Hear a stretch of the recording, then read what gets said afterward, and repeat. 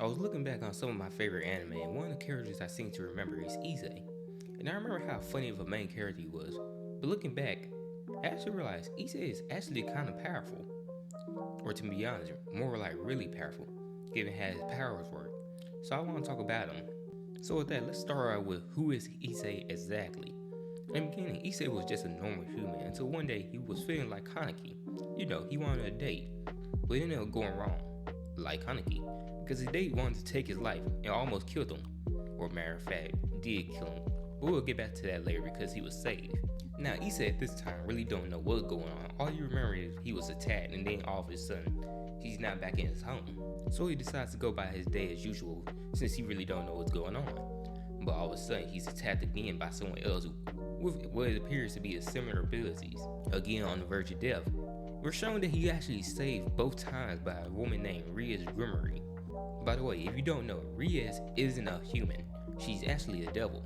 And since Issei was basically killed during the first attack, Ria's brought him back to life as a devil, basically rebirthing him as something that's not human.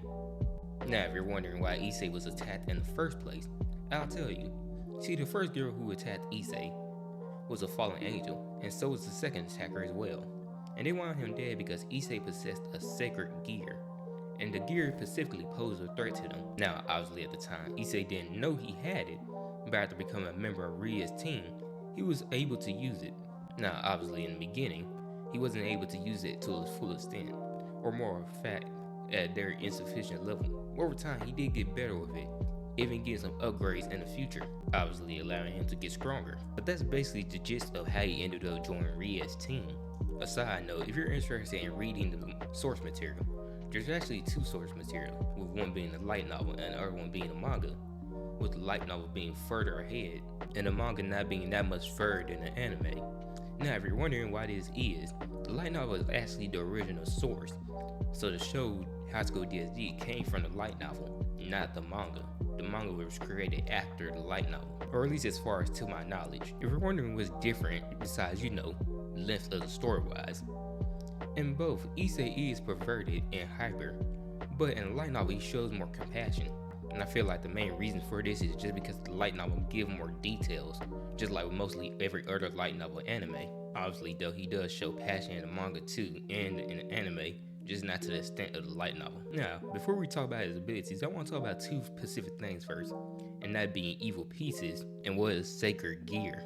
Now, when you think about evil pieces, it's pretty simple actually, and that's basically everyone is given a role to play, and that role is something corresponding to something like chess.